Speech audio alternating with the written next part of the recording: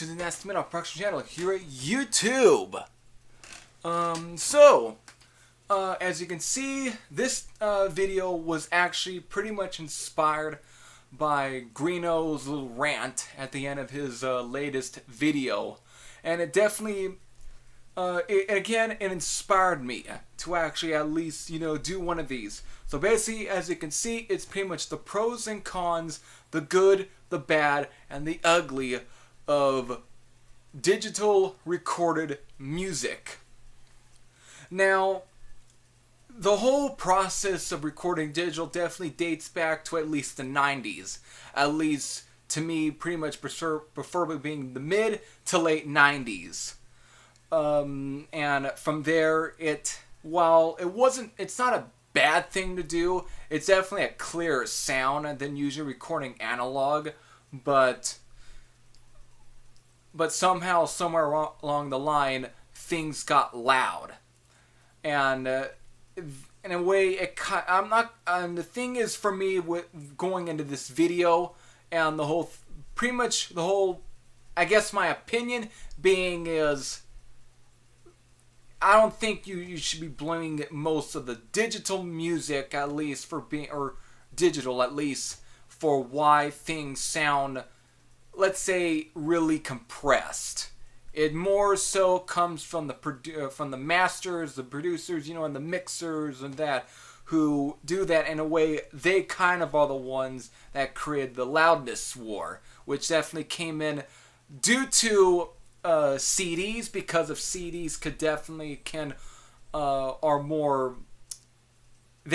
can hold more louder sounds than vinyl could ever, because on vinyl there was limitations. For CDs, there really wasn't many limitations. So in a way, what it did, it gave mixers and masters and producers somehow the idea that they have to make everything so fucking loud that. And of course, now with the whole MP3 age, with MP3 players and now fucking iPhones and everything, and now internet, whatever, it's pretty much now made even more apparent that they're not going to give a damn about,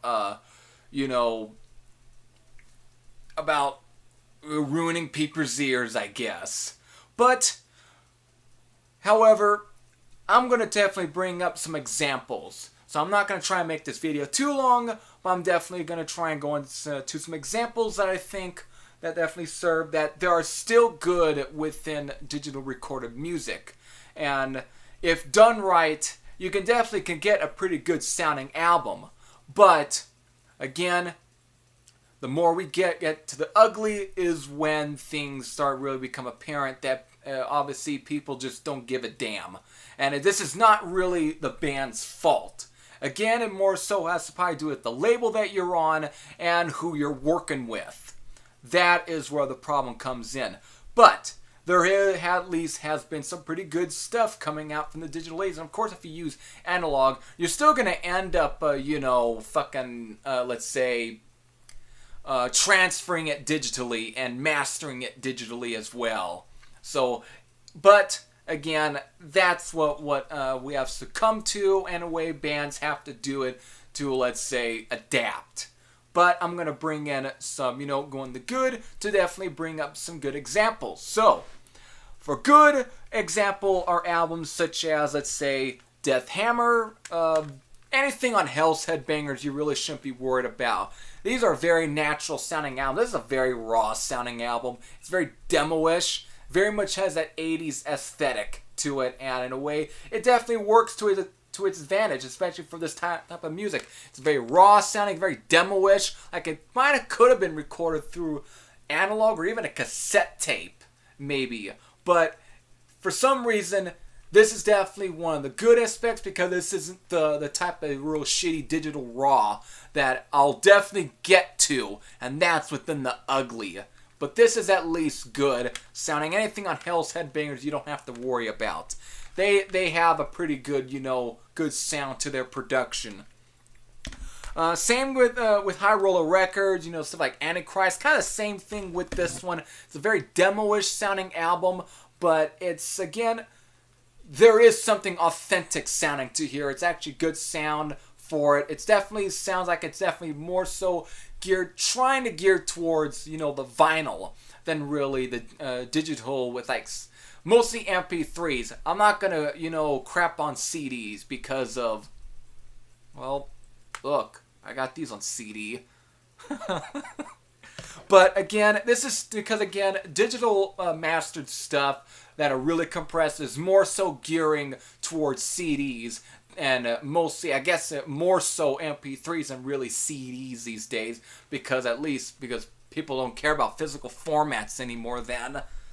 But still, that, or even, of course, Firestorm by Ambush. Definitely a pretty good sounding, album. Definitely got a real good production. I think, what's his name? Patrick, Vaughn, whatever, if I can get to him. Like, Patrick W, Angel, whatever. He actually does a pretty good job when it comes to mastering albums. He's actually pretty good at that. And it doesn't sound completely overproduced. It doesn't sound, compressed to all as ever fuck. It's very much got a real, balanced production and balanced mix. And again, this is because of High Roller and Hell's Headbangers are very much more geared towards vinyl these days. It definitely shows that they're kind of more geared, they want to gear to those, audio files in many ways. And anything on High Roller when it comes to production, you don't have to worry about. So that's definitely the good. And I'm not going to say bad. Let's say this is mostly moderate okay or moderate bad. But there's still somehow, this is at least more so gearing towards MP3, I guess you could say. But some of these have at least surprisingly a balanced sound to my ears. One being Airborne, which of course, now I know these are very mainstream, but the production of here was, was handled by Bob Marlett, who I didn't very much care for his production, let's say, on Anvil's, Hope and Hell. I think the sound kind of has a really fucking... The compression on the sound is really fucking bad. I know, we've got to the bad. But for some reason, it doesn't sound nearly bad on here. Not every song has the same production and same drum sound, same, So it's actually quite got each song has almost a feel of its own, which is something you don't tend to get a whole lot from labels such as Nuclear Blast. And when you listen to this, there is at least a balanced sound, surprisingly.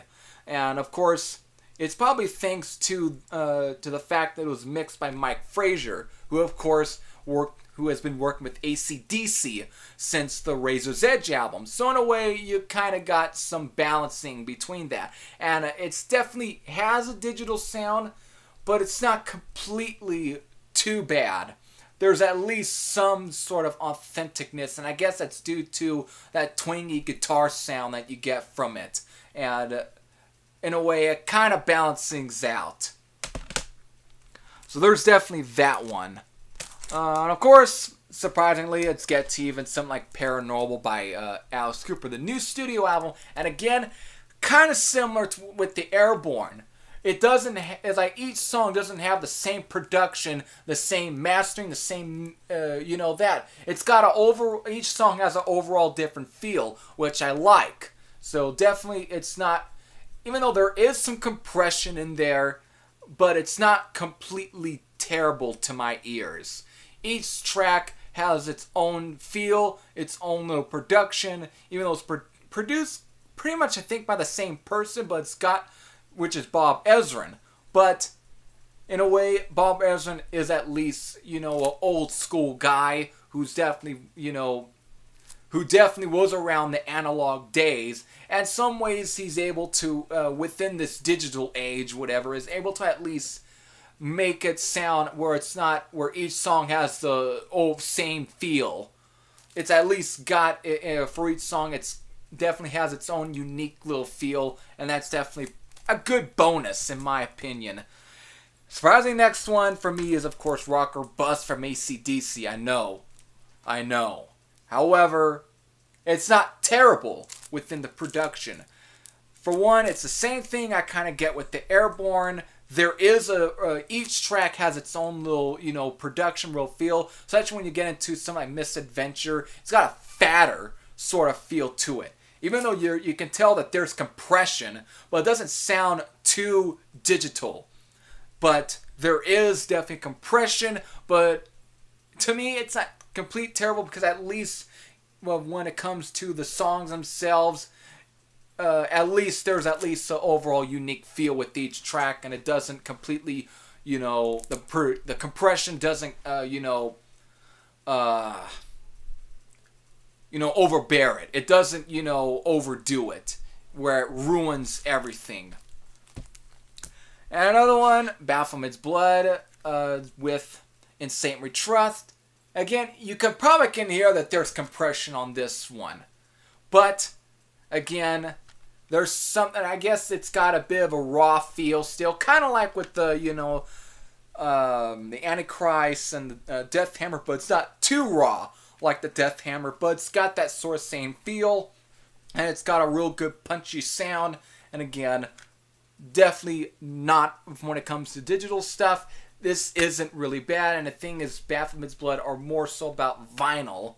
So, I guess this is more so, kind of gearing towards vinyl, but I'll definitely get to my next half of this when I go to looking at the actual WAV files. But let's definitely keep going. This is the ones I think that are really the most digital sounding of these.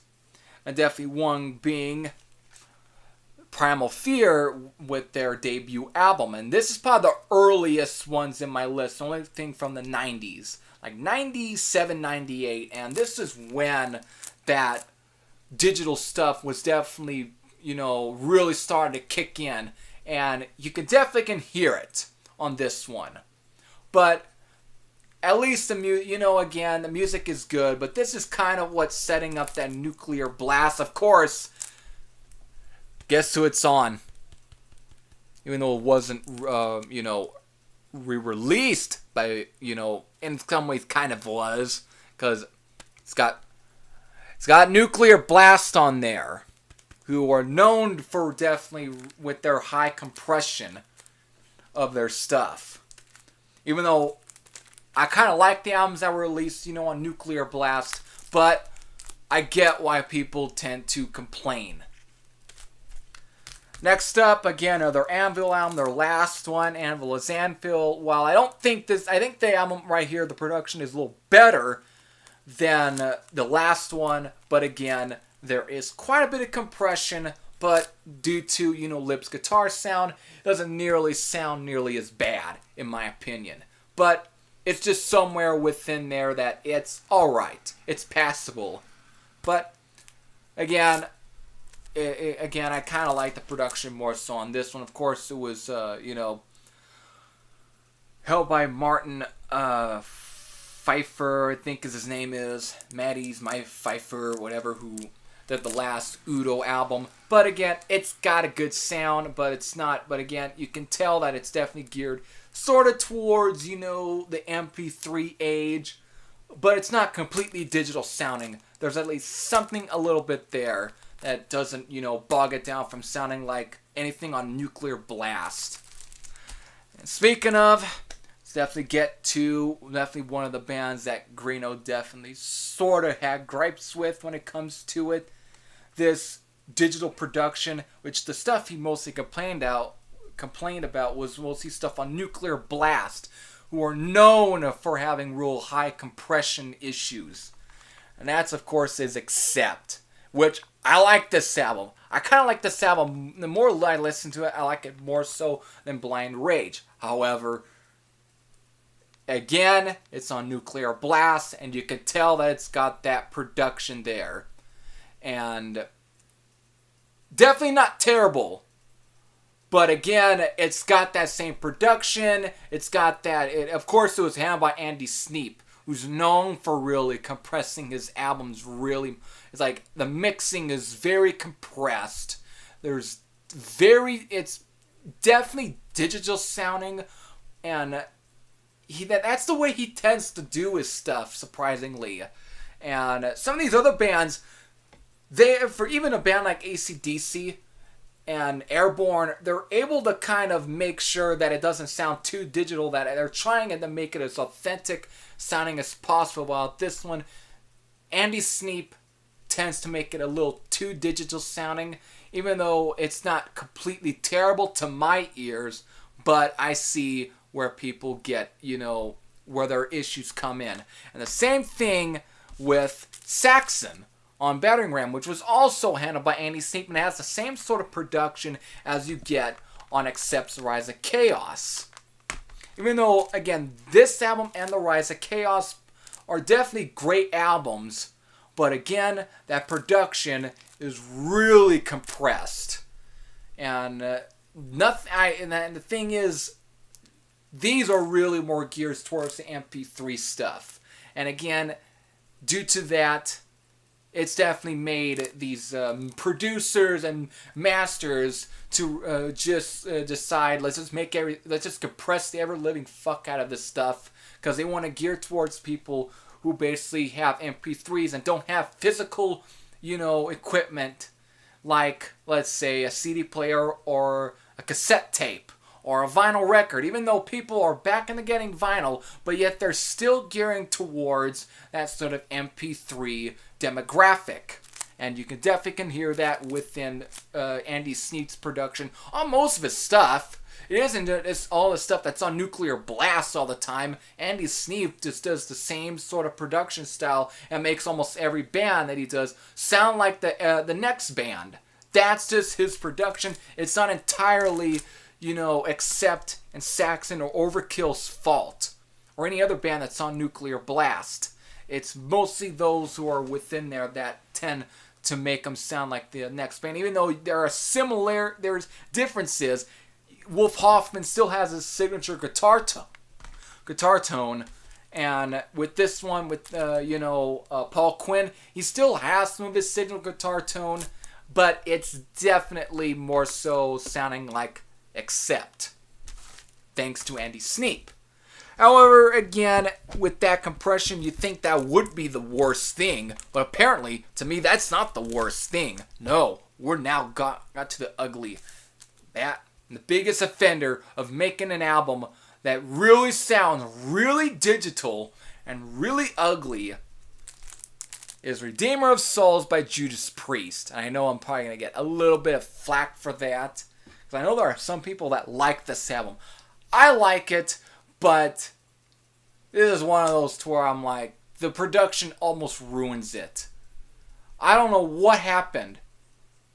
I know there's a few more people who worked on this that worked on Nostradamus, even Angel of Retribution, but for some reason the production on this one and the mixing doesn't sound like those other two albums. It's not even trying to sound like Andy Sneap's production. Oh, wait a minute, we're gonna get that because Judas Priest is gonna be working with Andy Sneap on their next album, so they're probably gonna sound like a Nuclear Blast band, especially like Accept and Saxon.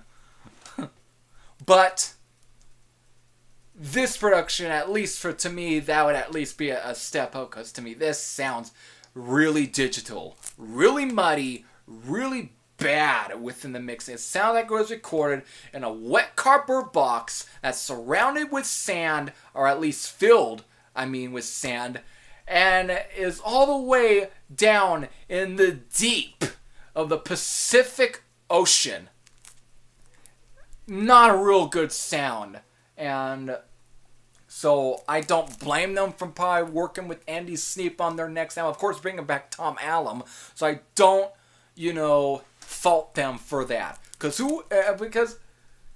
the fact that it sounds like this, it's like, to me, I guess you can say this is the modern version of Born Again by Black Sabbath, but in the digital age. And that right there is, to those who are never fan of digital stuff, this is probably one of the worst offenders for that, and it's just not a good mix.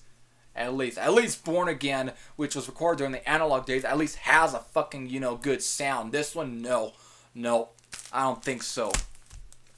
So that's definitely for albums that I definitely, albums that, at least for examples that I say that are definitely, are not too bad, Though ranging from good sounding ones to okay sounding ones to sort of almost going on bad, but then ones that are really ugly sounding. And again, those are definitely the pros and cons of that.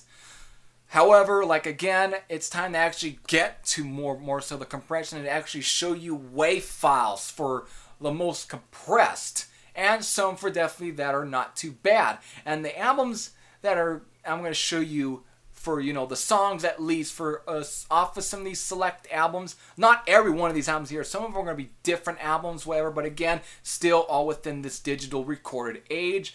But surprisingly, some will have alright looks to them, while some are going to be really noticeable on the compression. And I'll definitely get to that right now.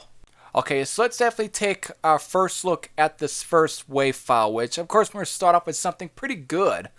And that of course is for Paranoia Strikes by Vardis, which, as you can see, it's definitely not too bad, even though you can tell there is some compression, but surprisingly the volume is at least a bit sort of low, even though it's definitely on the loud side, but it's not completely loud. You can see there's gaps, you can see there's quite a bit there that doesn't seem completely terrible. You can see it's wavy, so it's definitely not bad, even though on the album you can tell that it sounds sort of digital, but here I guess they were able to at least not completely butcher it within the volume.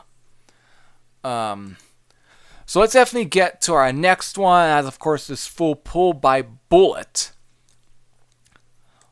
which again, just like with the Paranoia Strikes, even though this one's a little bit upper on the volume, but it at least sounds a bit, like the Paranoia Strikes song by Vardis. It's definitely got a pretty good, real good balance here. You can definitely concede that it definitely has waves. You can see there's gaps. It's a bit loud, but it's not too compressed. So I guess you can say at least in my opinion, it's definitely at least a pass. Again, let's even take a look at even a song off the new Accept album, and that's of course is Analog Man. And surprisingly, even though you could tell there is some compression, it's not really terrible, actually. It's loud. That's definitely the one thing, but there's at least some gaps here. You can definitely see that there's gaps, whatever, and it's definitely got a wavy format to it. So definitely not too terrible, surprisingly. But is that really the worst thing to actually look at? I guess it's time to actually look at something that really looks pretty bad. That means we get to probably one of the ugliest ones to me, and that's of course is Dystopia by Megadeth. Is there any fucking room there to breathe? Holy shit, that's worse. And surprisingly, Dystopia doesn't sound that bad, I guess, compared to, Analog Man by Accept, but holy crap, there's barely a whole lot of room to breathe at least. Wow. That's really terrible on the fucking compression. Bonus to freaking Andy Sneap then. Wow. Of course, let's even get to freaking Brand of Evil by Exhumer, which, same thing that's going on with the damn Dystopia by Megadeth. It's got that same really high compression, or it's wavy, but it's all the way at the top. There's not even gaps within the beginning, whatever, and this might seem the fastest song, but I doubt it'd be any different with even God. I guess we also can look at No Regrets by Accept and see if see it's the fastest song. But again, look at this one. It's like, while it's definitely pretty high on the volume, but at least you can see gaps. While on the Exhumer, there's barely any fucking gaps. Wow. Of course, we got Bloodlust by Helstar, which is of course off the album VAMPIRO. While it's definitely a great album. Definitely is. But again, this one's really bad on the compression, as you can see. Ugh. Definitely want to I don't want to make this too long, but again, you definitely got to see at least some that are at least okay. So I don't want to make, like, again, I don't want to make this too long. So I hope you at least were able to see an insight on what these digital files at least look like. Instead of hearing what they sound, at least looking at them and seeing if they look like what they sound like. And to some extent, not really. Even though you can tell a bit, but at the same time, it's like, wow. So this is definitely the most audio part of it, and I'm just going to end it right here. So I hope you at least had a good, insight on what things look like. This was definitely the pros and cons, the good, the bad, and the ugly of digital recorded music. So until then, this is Heavy Thrashed saying I'm out, and I'll see you later.